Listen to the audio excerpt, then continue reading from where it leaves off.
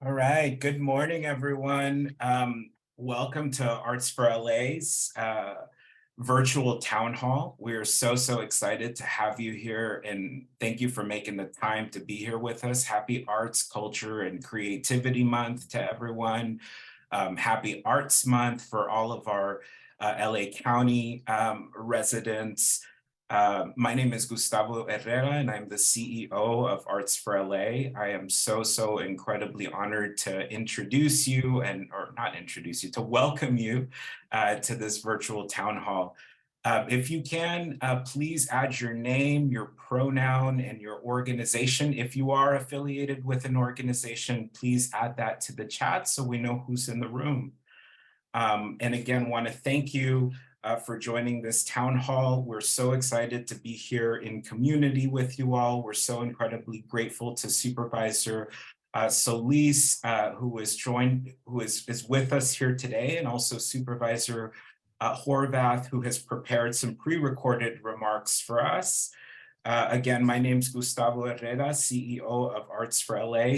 So great to see so many of you. We've got some board members in the room, some amazing partners in the room, artists, and so many of our amazing community members. And want to just take a moment too to acknowledge Abe Flores too with Create California and our partners at Californians for the Arts, because if y'all were not a part of the what was it, the summit that just took place, the Arts and Culture Summit in Sacramento.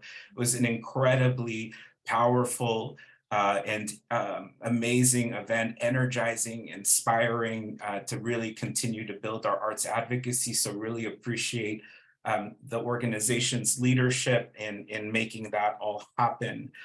For those of you who might not know Arts for LA, just want to share a little overview of who we are. We are your regional arts and culture advocacy organization. We are a network of about 75,000 arts advocates, and we represent approximately 185 arts and culture organizations across the region, ranging from our smaller grassroots organizations to large cultural anchor organizations here in the region, our studios, I mean, you name it, our local arts agencies are all a part of this network. So again, very excited to have you all here today. Want to just take a moment to share with you the purpose of today's meeting so you know what to expect. And we're going to work really hard to keep this meeting at the 1 hour mark. But the purpose of today's meeting is to share brief updates with you on a very important initiative that Arts for LA is leading, which we have dubbed the Creative Jobs Collective Impact Initiative, of which the Supervisor Solis and Supervisor Horvath have taken a leadership role around this effort. We'll share updates on that effort, and then we will also share an update on where we are on progress towards the 2023 Policy and Advocacy Agenda. And so if we can go to the next slide, please.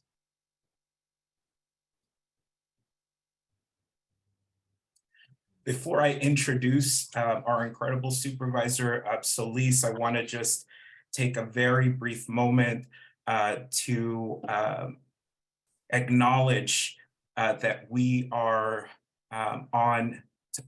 to provide a very brief land acknowledgement and really emphasize that we are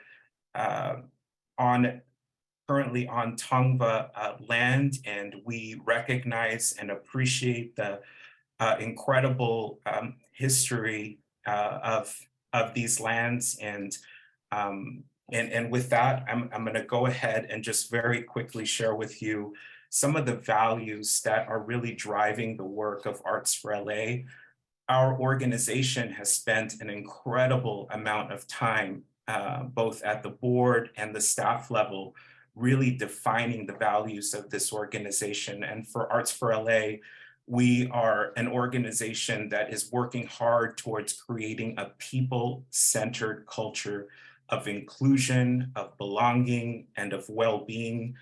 we are very intentional about ensuring that as we're having conversations related to policy and as we're building community, that we are reaching out to folks who have not traditionally been at these decision-making tables. This is core and central to everything that we do. Policies are made all of the time in closed rooms and without including the folks who are actually impacted by these policies. And so for us, it's just critically important that we are including the voices of folks who have not been traditionally included in these decision-making tables. With that, it is my great honor actually to introduce our supervisor, Hilda Solis, representing District 1, or representing the residents of the first district. Supervisor Solis is a daughter of a working class immigrant parents from Nicaragua and Mexico. She, from a very early age, has understood the challenges that workers have faced and the dignity that they deserve, and has worked her career to really ensure that is centered in conversations. Supervisor Solis broke the glass ceiling repeatedly by becoming the first Latina ever elected to the state Senate. She's the first woman ever elected to the state Senate, first woman to win the John F. Kennedy Profile and Courage Award for her work in environmental justice. She's been a huge arts advocate here in our region, fighting for both cultural equity, fighting for a more diverse creative workforce, really emphasizing the importance of internships and ensuring that we have diverse communities applying and being a part of the internship and finding their pathway into the creative economy, creative industry. She resides in the city of El Monte with her husband, Sam, and their dog, Lisa. With that, Supervisor, I will turn it over to you for a few remarks. Got a big smile out of me on that one with my perito, Lisa. She's a border collie and she understands different languages, so really smart. But thank you so much, Gustavo, and to everybody, buenos dias and good morning. It's my pleasure to be here with you, and I want to wish everybody a very happy Arts, Culture, and Creativity Month. We couldn't have gotten here without your help. And I believe as leaders in the arts movement that representing one of the most diverse counties in the country, that we should be at the forefront of any national conversation to address equity, diversity, and inclusion, because we know what that means. We live it every day. And here in LA County, that means ensuring that we support fully our creative industry and our workforce and our future workforce. The creative economy, as many of you know already, is home to about 7.6% of the state's California jobs, but its workforce, as you know, has an outsized impact on our overall economic output. And according to a report that was done in 2023, an Otis report on the creative economy, the 5 creative sectors known as architect, related services, creative goods and products, fine arts, and performing arts, entertainment, and digital media and fashion were collectively responsible for 14.9% of the state's $3.4 trillion economy back in 2021. And each of those jobs supported by creative economy activity resulted in $37,717 in additional tax revenue, generating over $194.1 billion in federal, state, and municipal taxes. So this is a big deal. However, as you know, many of you, during the COVID pandemic, the creative industries face unprecedented economic pressures. And we know what that means. The recovery trajectories among creative sectors have varied significantly depending on where you are. And for example, employment levels within the fine and performing arts sector in 2021 remained at 18.9%, below where they were in 2018.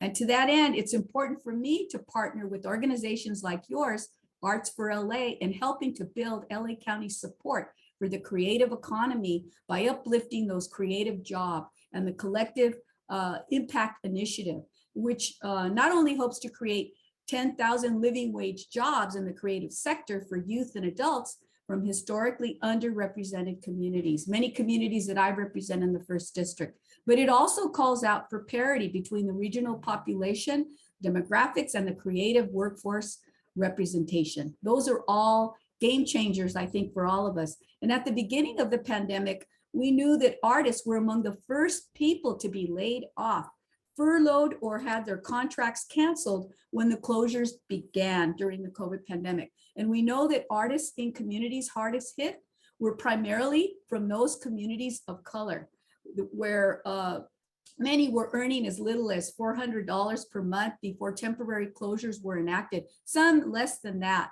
Continuing to put them at the center of our recovery, for me, is fundamental to our county-wide long-term resiliency.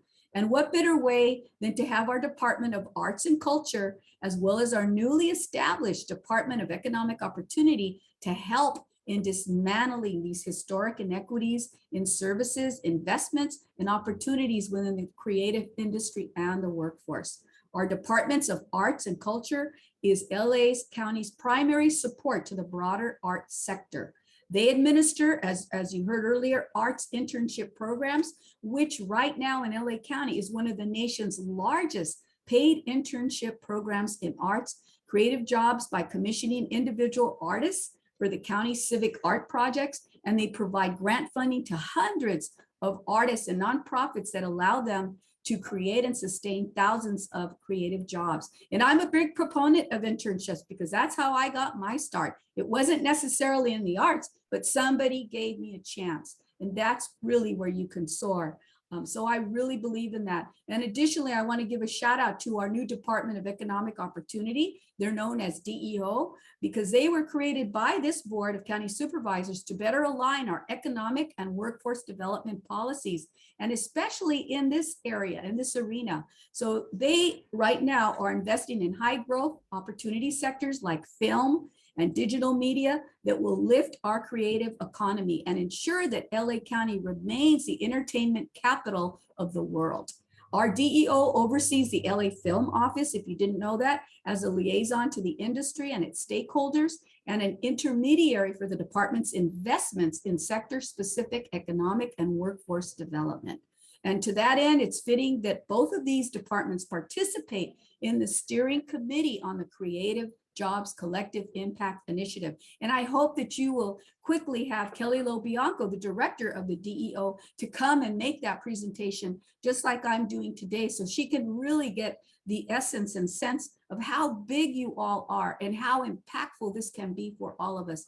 And I believe that she will be a good participant in any way, and so will I, so will my office. The Creative Job Collective Impact Initiative, in my opinion, is an investment in our communities and in our society. And I'm honored to have partnered with you and so delighted to have been able to present this at one of our last board meetings where you all attended. And we just have to keep building, sharing our creativity, empowering our young people, and opening up opportunities for people of color. We can shatter that glass ceiling that has kept so many of us below, and we need to do it together. So again, I'm so proud to be with you and very proud of all of you and your contributions. Thank you. Muchísimas gracias.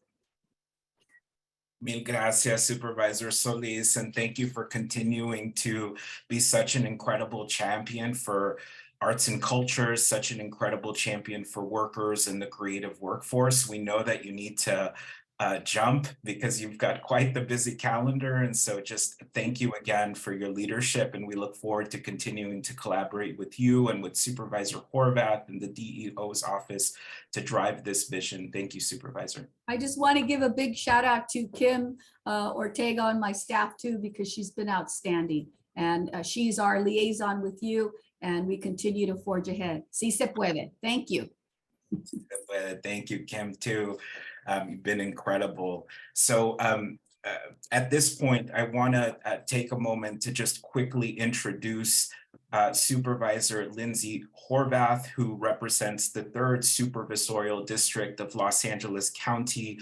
The district covers 446 square miles and stretches from Ventura Line to West Hollywood, the city of San Fernando, including portions of 10 cities, 26 unincorporated communities, and 49 neighborhoods in the city of Los Angeles. Supervisor Horvath has prepared a quick video of remarks for today's event. Hi, I'm Lindsey Horvath, LA County Supervisor from the 3rd District. Welcome to the Arts for LA's virtual town hall. I'm excited to open today's event and to share my personal commitment to the arts and uplifting the arts in all its forms. I recently joined Supervisor Hilda Solis in a motion to create the Creative Jobs Collective Impact Initiative to generate 10,000 jobs for local youth, creating a future workforce built by and for LA. Let's harness this enormous opportunity to develop a robust future creative workforce with diverse talent from our local communities. I'm excited to support this initiative in partnership with Arts for LA, and I look forward to what comes next. Have a great event.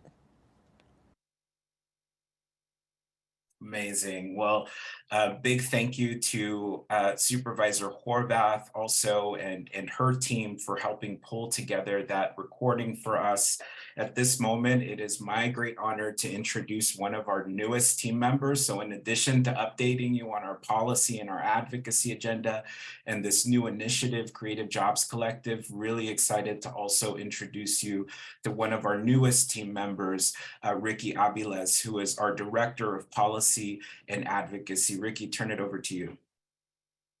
Hello and good morning, everybody. Thank you so much for joining us. We're happy to have you here and we're excited to brief you on all of the work that we're doing here at Arts for LA. I just wanted to say really quickly that if any questions come to mind as we go through these items, please go ahead and enter in the chat that you wish to speak and submit a question for our Q&A at the end of our event. Next slide, please. So we'll be starting with the Creative Jobs Collective Impact Initiative, which will be discussed by Gabriel Gutierrez, who is our Operations and Creative Jobs Collective Associate. And then I will take the lead on briefing you all on the Policy and Advocacy Agenda and the work we've been doing there. And we will conclude with our Q&A. And I'm going to hand it over to Gabriel. Good morning, everyone. Hello to everyone. I'm the lead for the Creative Jobs Collective Impact Initiative here at Arts for LA. Shorthand is CJCII, so I'm going to give an additional brief overview. I know that we mentioned that there is a goal, right, really to create parity between the regional demographics and creative workforce representation. We want to establish a sector-wide median entry-level wage that is at or above the region's living wage, and we're using the Massachusetts Institute living wage calculator for LA, just so we're super clear. Right now, the living wage that we're looking at for one person, no children, is about $21. Obviously, a huge jump from where we are at, and I think more than possible in the ways that we have just heard, right? Like our impact as artists, our creativity, our desire to bring the cross-sectoral leaders really from our field to make a change. So we have some phase 1 wins that we wanted to share with you all. One of them is that the CJCII motion passed unanimously. Thank you again to Supervisor Horvath and Supervisor Solis. We have a steering committee and a lived experience committee that we finalized. That I will share a little bit more about the steering committee in a bit. The lived experience committee is bringing forth both artists that have succeeded in the field, right? And artists that are consistently navigating, and artists that are trying to enter and have not been able to because of barriers or because of pandemic, right? So we have a very holistic look at how the arts sector is existing right now. Another exciting milestone is that our charter for creating the 10,000 jobs is near completion. We are in our final meetings with both the steering committee and the lived experience committee. Can we go to the next slide, please? So here's our steering committee. For the most part, at the moment, we convened and really identified who across the sector do we need to bring into the table to, one, begin to see what's out there, based on some of the support and community listening that we've done since 2020. Really, we started to have initial conversations, continue to think, and begin the process of intentionally inviting folks to the table that were aligned with centering BIPOC youth and emergent artists, right? Centering the living wage and really putting the action to all the strategic planning behind it. So right now we have the LA County Department of Arts and Culture on the government side, the LA County Department of Economic Opportunity. We have a research partners, civil economics. In the nonprofit sector, we have Brick Foundation, JVS SoCal, the LA County Economic Development Corporation. On the business side, we have DreamWorks Animation, and we have the Hollywood Chamber of Commerce. For post-secondary and higher education, we have Otis College of Art and Design and the LA Community College District. And for labor, we have IATSE.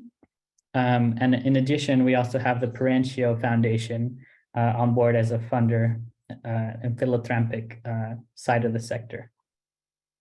And at the center, we have the Arts for LA Lived Experience Committee, which again is kind of a spread of a lot of different folks with lived experience who have tried or are currently trying to enter the arts sector, creative sector. Next slide, please. So phase 2 and next steps. Right now, we are near the completion of phase 1, which is really trying to put and create as much as possible of identifying some of the key barriers, the key folks, and obviously within our bandwidth, right, within Arts for LA's bandwidth, because we know that the arts sector, the creative sector is so expansive. For phase 2, we're really looking at, you know, the implementation of things. How can we create the recommendations for 10K jobs by 2030? That's the timeline that we're operating on. We are going to be identifying and convening community work groups, obviously inviting folks in as needed, and hosting a World Cafe, where we also bring different artists, leaders in the field to come together and discuss how can we get to some of these actionable steps, right? We're still doing and needing ongoing research and data collection to map how we are getting toward that representation, the regional demographics that we are hoping to address with the CJCII, and of course, securing more implementation funding. And I'll leave it at that. That's a little update, very fast paced. Feel free to reach out to us. Much more to come. Thank you so much, Gabriel. Again, if you have any questions regarding the Creative Jobs Collective, you can go ahead and enter that in the chat. Yamili Pardillo, our programs associate, will be tracking those questions. We're going to go ahead and move forward into our policy and advocacy agenda. We're really excited about this because we've identified a need for creative infrastructure in Los Angeles County. And what does that mean? It means having a unifying strategy to tackle some of the most wicked problems in the county and the arts as a team, as a collective. And so we really envision ourselves as a lead convener in that effort. Next slide, please. Some staggering data points that we've been using in a lot of our conversations are that Los Angeles City ranks #1 on a per capita basis in the number of arts providers, which is excellent. But we drop all the way down to number 259 in government support and funding. And that really is drastic and embarrassing in some regards. And we really do want to take the lead on bridging that gap and bringing us up to the top 10, if not #1, to match that per capita basis. Next slide, please. So we envision a fully resourced and equitable creative infrastructure for the arts in Los Angeles, and that includes sustainable livelihoods for artists and arts workers, access for all young people to a quality arts education and careers in the arts, resources for diverse and often under-resourced arts communities, affordable spaces for artists to both live and work in, inclusion in the decision-making and policy-making processes for historically underrepresented communities, and partnerships between government agencies, nonprofit and for-profit entities and organizations in advancing LA's role as a global arts and culture leader. Next slide, please. In being a lead convener, we really want to bring together different parts of the sector and tackle these issues together. That includes co-chairing the Creative Economy Work Group, which is a new statewide initiative sponsored by California Forward. And in doing this work, we identified 4 main pillars to base our agenda on. And those pillars are resources and capital, equitable arts education, creative jobs, and affordable space. We've broken those pillars into long-term visions and short-term priorities. And today we're going to focus more on the short-term priorities as they're more actionable moving forward through the rest of the year. Next slide, please. So in empowering our communities to expand resources and capital, one of our main focuses will be mobilizing our community to double the organizational grant program, which provides 2-year grants to small arts nonprofits. Our arts nonprofits have really been leaning on this program, especially during the pandemic, to help keep them open and continue serving our communities. Right now, the budget sits at $4.5 million, and we are pushing to have that doubled to $9 million. In addition to that, we will focus on urging municipal leaders to increase the availability of public dollars, including those from the arts development fee, by reforming contracting and reporting processes, and by funding our creative communities at higher levels. Some of the things that we've already tackled are commissioning and performing arts economic impact study in tandem with Actors Equity Association and the Producers of America. And what really this study demonstrates is a significant loss in performing arts jobs that have yet to reemerge. And it really reveals compelling data and how much we contribute to the overall economy and how much the economy would hurt and how much we stand to lose if we don't invest in arts communities. In addition to that study, we've really been pushing for the implementation of the Equitable Payroll Fund, which would reimburse small performing arts nonprofits for their payroll. It's a really exciting law now that was introduced by Senator Anthony Pornantino, and that has been one of our main focuses. We pull a lot of our data and support from the Otis report, which Yamili will share a link in the chat. And we will also be following up with you on opportunities for nonprofit grants and performing arts grants to help expand those resources. Next slide, please. And as it relates to equitable arts education in our communities, we really want to make sure that the Prop 28 funds are distributed equitably. What is Prop 28? It is an effort that is supposed to act as a supplement to current arts fundings, not a replacement, that would allocate $1 billion a year. 80% of those funds in schools would be reserved for teachers and aides to help with hiring, training, and retention. And we do need both because the governor has proposed a $1.2 billion cut in funding for the Arts, Music, and Materials Block Grant, which is unrestricted funding for schools to maintain their programs and partnerships with community organizations. Both are needed to really uplift the arts in schools and equitably serve all students, especially those from marginalized communities and under-resourced communities. In addition to that, we really see a meaningful role for community-based organizations as we understand that nonprofits help uplift arts education and help train teachers who may not have had exposure to arts education. And finally, next slide, please.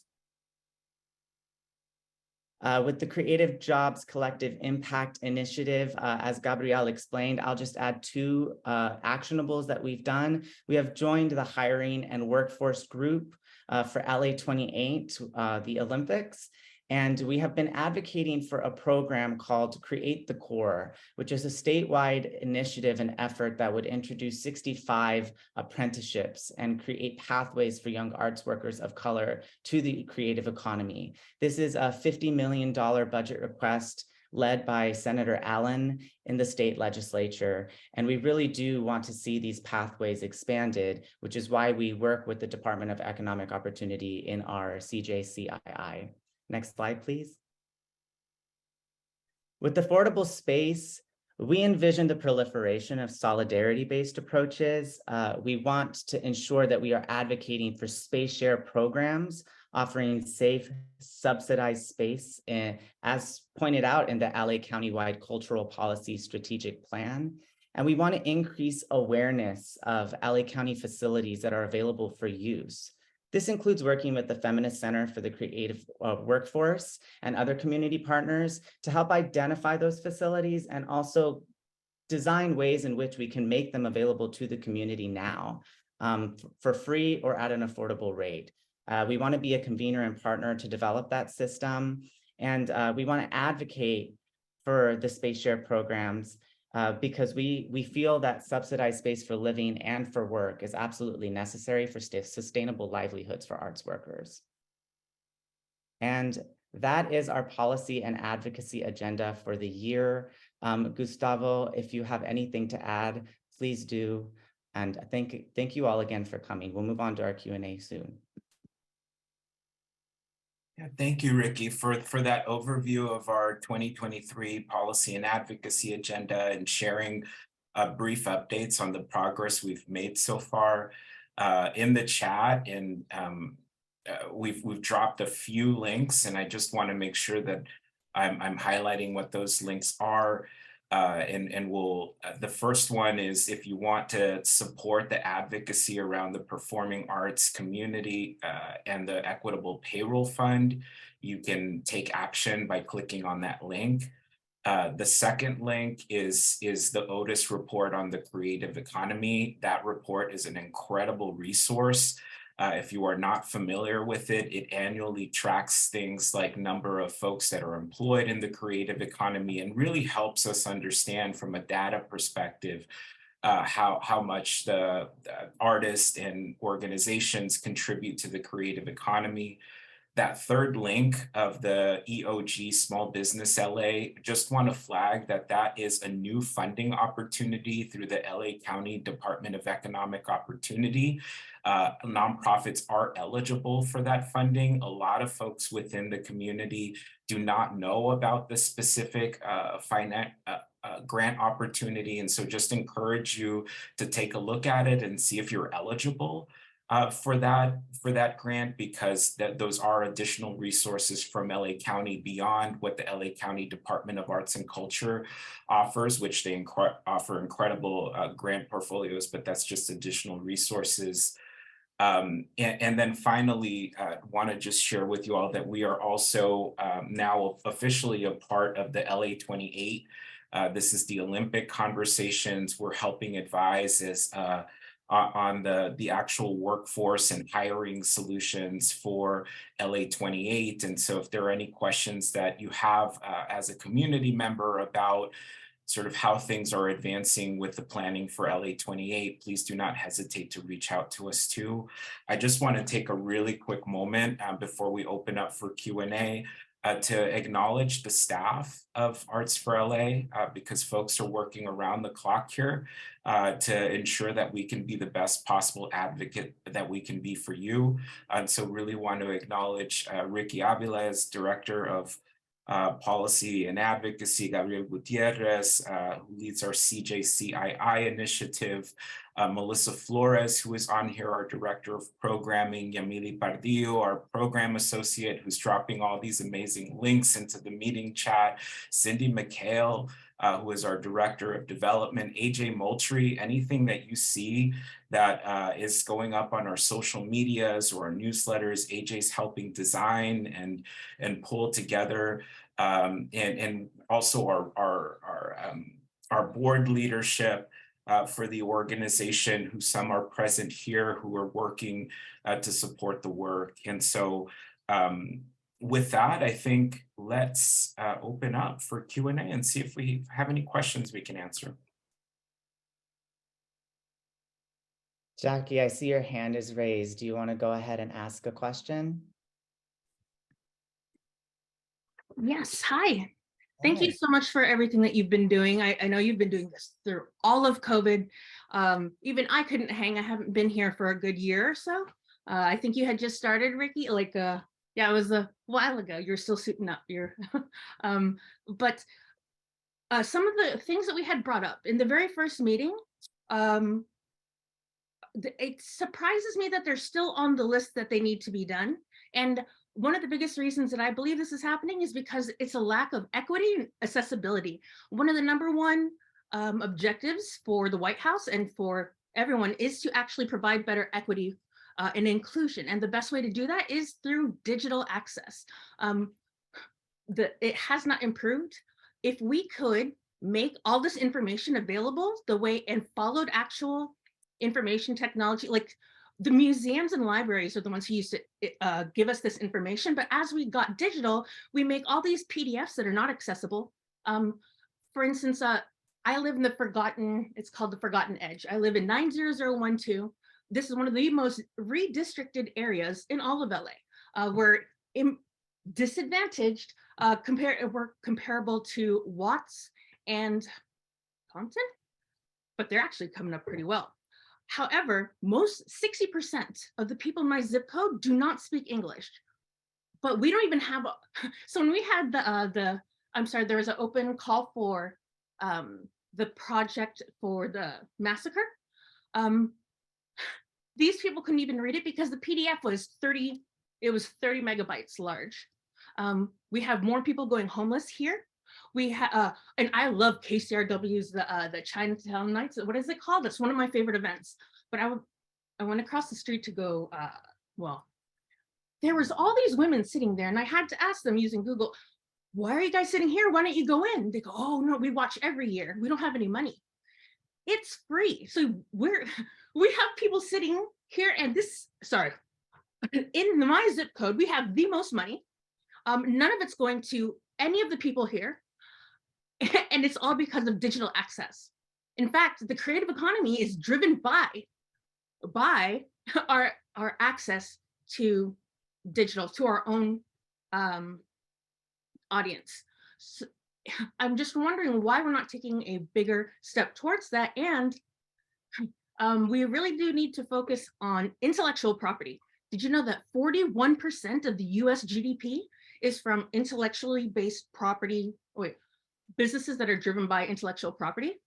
Like all of the partners you named, that's how they're making it. It's not their jobs. In fact, they give out more internships than anyone else, and they don't hire. We're all in the arts. How many internships have you done and not gotten hired? It's the only indentured servitude that we still have. Okay, one last thing, and then I'll. Otis's economic report does not match for the city, the state, the county, nor does it match the federal government. So we're never going to have numbers that match. And that's one of the big things that Americans for the Arts and the NEA, yes, huge thing. And their numbers also don't match. And should they be leading it when they called the police on someone who wanted to talk about equity? They were crying about equity at their release. I'm just saying, it was so uncomfortable. It's great that we have all these nonprofits here. Where are all the people? We stopped coming because we're not being listened to. We still don't have access. I've been here how long only to find out, oh no, sorry, you're not a nonprofit. You haven't been working for 2 years. My examples of work are not good enough, but we say inclusion, but it's really not. Jackie, thank you so much for your passion and for sharing so many of those data points. And oh, you want data? I know. Like that is my thing. I actually went for my MBA in data and analytics because I believe you can save the music industry using data and analytics. Just saying. I agree. Thank you so much. And I'm glad you brought up several of these points. I'll start with digital equity. We've actually joined Digital Equity LA as a coalition. A big part of that is to focus on digital access for youth in schools, especially after the pandemic, where I, as an arts educator, saw firsthand students having to go to a Starbucks or a public library to use the internet. And I know that this is tried to be addressed on a federal level and a state level with programs like the Affordable Connectivity Program, but we need more, and we need more sustainable support for So this affordable. is where the money comes in. This is where we get to be creative. Did you know that there's $30 million coming in and nobody's taking it because all the people who do marketing and community engagement, it's already taken, but we have the audience. We actually can speak to the kids that need it, to those audiences. Hey guys, since I'm not an, actually I do qualify for this one, but you guys can swoop up all of those and serve your people. So there's just so much money out there. You can actually, there's actually tons of money for the environment. If you can think of a way that you can fashion a more greener environment, or, Right. and there's millions of dollars, and there's a reason why all of this money is still sitting there, because we were not equitable with it in the first place, and now nobody's left to take it. So Right. that is where we could revive just with the people in this call. If you just come up with some creative ideas, I guarantee you already have them. So if I could step in here, thank you, Jackie, for sharing. I am very aware, right, of the zip code that you're talking about, the redistricting. I got my start interning, right, at a legal center, Advanced Asian Americans Advancing Justice for Chinatown, right? Like trying to do programs there, address both the culture gaps, the language gaps, and things like that. And for myself, right, how I got to be of support here to lead the Creative Jobs Collective Impact is I grew up right there, bordered to Chinatown. I grew up in Lincoln Heights, Cypress Park. I went through foster care. I was houseless, so very aware of the impacts that society has and the challenges, right, when it comes to like what is the actionable thing that we are doing and who has been making the decisions for a long time. The Creative Jobs Collective is not centering the steering committee, right, as the end all be all. And we're very intentional about the onus for this specifically, right? The onus of power not falling into the hands of the usual decision makers, right? We're centering folks like myself and other lived experience artists into the core and the nucleus of the effort. And I think that just hearing your passion, hearing all the data that you have forth, I would love to connect right after this to speak further about some of the specifics, because we aren't trying to just say the same things, right? We're really taking to heart like the empathy part of what people have gone through and creating action around that. I think you should go back and look at you guys did an awesome board, a digital board where we actually put all of our ideas. There are some ideas on there that I remember that would solve some of the safe space or affordable space. I thought there was great ideas on there. Just wondering. Thank you so much, Jackie, and want to make sure we'll be in touch with you directly, but want to make sure that our other community members too can raise any other questions or any points that want to be shared with us too. We're here to listen. Thank you again, Jackie. Cindy, I see you dropped a message in the chat. How do you ensure to include various ethnic arts for the 2028 Olympics? Did you have more you wanted to say on that, or I'll let Gustavo take the lead on that? No, that was my question. Thank you. Thank you. Yeah, and Cindy, part of what we're hearing through our conversations with LA 28 has been that the experience for Los Angeles in 1984 was that when the Olympics were last hosted here in Los Angeles, was that there wasn't enough emphasis placed on amplifying our local artists, our local arts organizations who were doing incredible work. And as we shared at the beginning of the meeting, that it's so important for us to ensure that somebody is amplifying the voice of folks who have not been a part of these types of programmings, these kind of decision-making conversations and so forth. So that's the role that we're really trying to play within those LA 28 conversations, is ensuring that folks are talking about our local artists, are talking about our local arts organizations, cultural organizations who've been doing this work for 40 plus years on smaller budgets, and ensuring those folks are are being heard through these conversations too.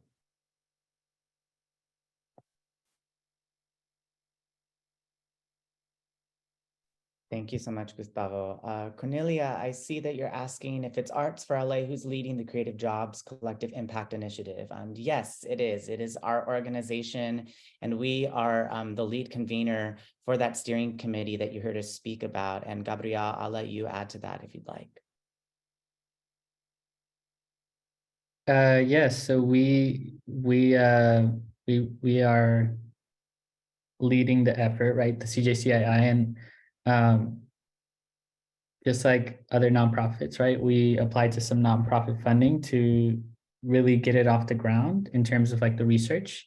For the implementation side, that's really what we're exploring, like how to make sure that we're investing in strategic ways and sustainable ways, right? Because we don't want to just create 10,000 living wage jobs by 2030. We want to create those jobs that stay there and create infrastructure around that, lifting up not just one sector in particular, but a lot of different sectors at the same time. Yes, and also want to take a moment to acknowledge Mia Johnson too, who is here with the LA County Department of Arts and Culture and one of the leaders of the steering committee who has been a part of these conversations. So thank you so much, Mia, for your leadership within the collective. Currently, we do have some funding attached to the initiative. This is a question from Cornelia. Currently, I think we have a Bank of America Charitable Foundation, Perenchio Foundation, the Getty Foundation, Hewlett Foundation, and I think I might be forgetting one. Cindy, if I'm missing anyone, please jump in here.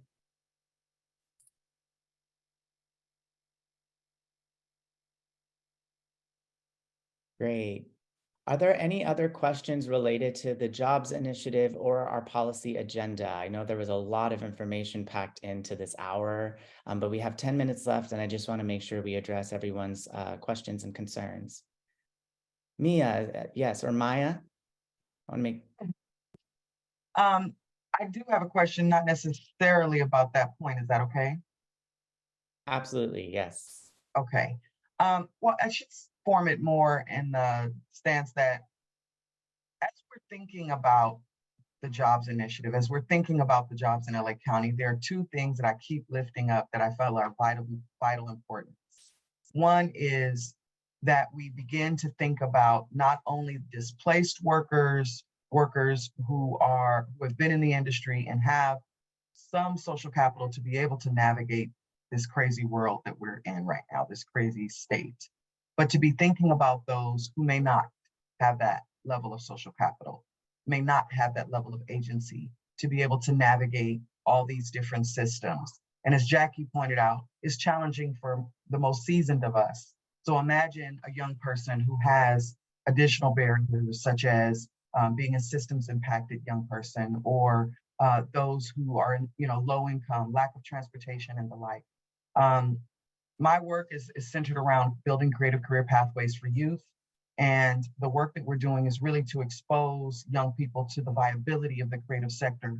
But what we're learning right now is that we're on unstable ground, and it may not necessarily appear that it is as viable as it is because there's a lack of information, right? And so I want us to also lift up, when we're having these conversations, to be thinking about it in the terms of not just the nonprofit performing arts space or the fine arts space, but to be thinking about it in terms of the for-profit small business digital design company, or an African-American business in the Destination Crenshaw area that wants to bring on young apprentices to teach them how to do silk screening, for example.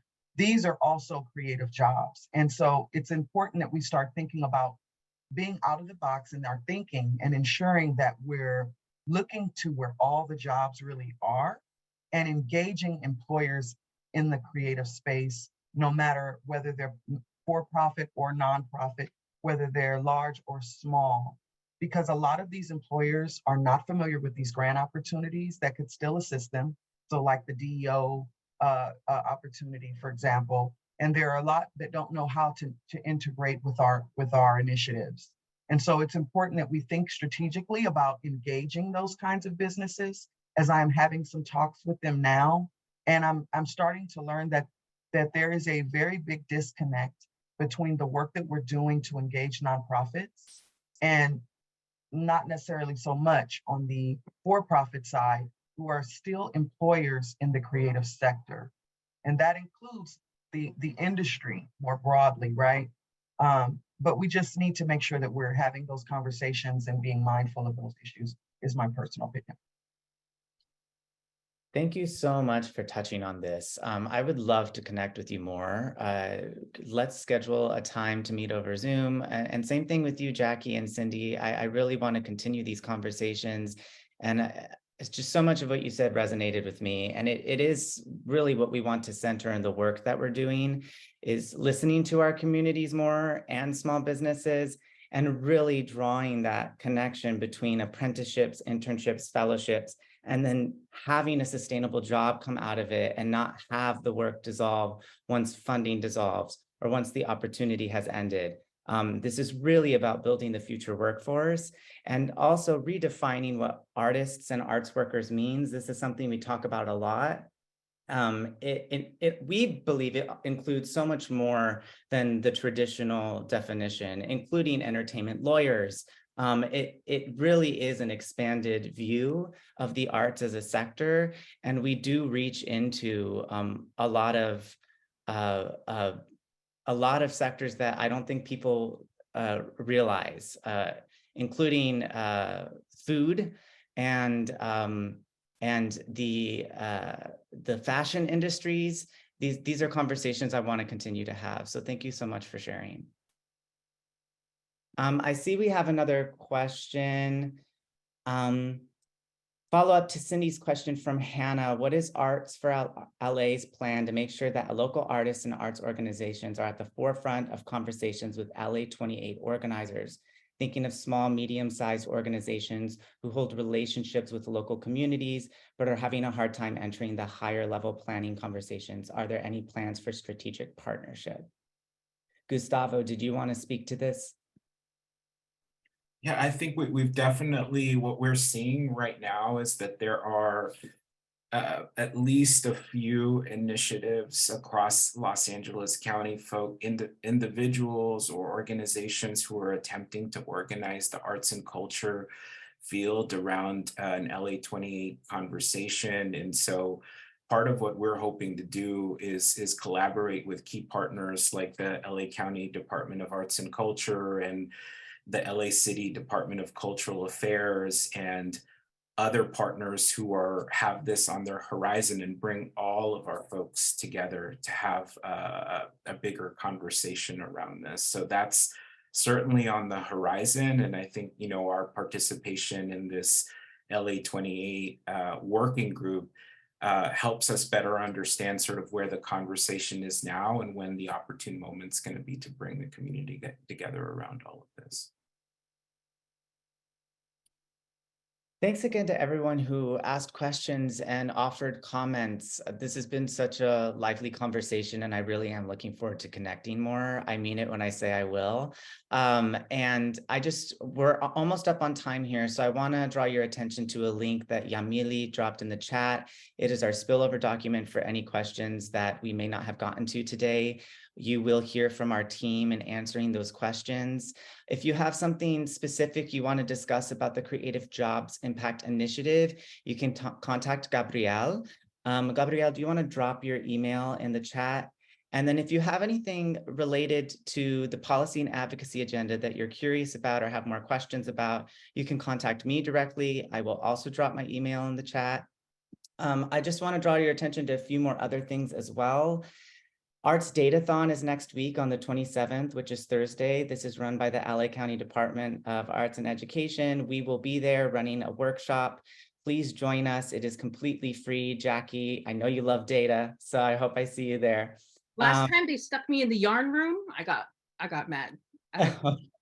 Well, come with yarn. I wanted to be. I was like, oh, okay. What institution are you with? In fact, while we're talking about, if I have to check a box that says what institution am I with, then it's not helpful. And if you have a program for helping reentry or a Ban the Box initiative, but I cannot celebrate our work because I have to check that box because it's broken, it's bad.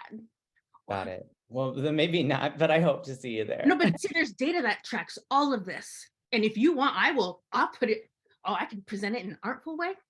Yeah, I would absolutely love to chat more about it. And then the last thing I wanted to bring attention to is the performing arts study that will be released that we have commissioned. And when that is released, you will receive a link from us to look at that data. And please, if you have not already, take action in supporting the Equitable Payroll Fund. It really is important to keep performing arts organizations open here in Los Angeles. Thank you again so much for coming today. We look forward to connecting. Have a great rest of your week. Thank you, everyone. Good to see you all.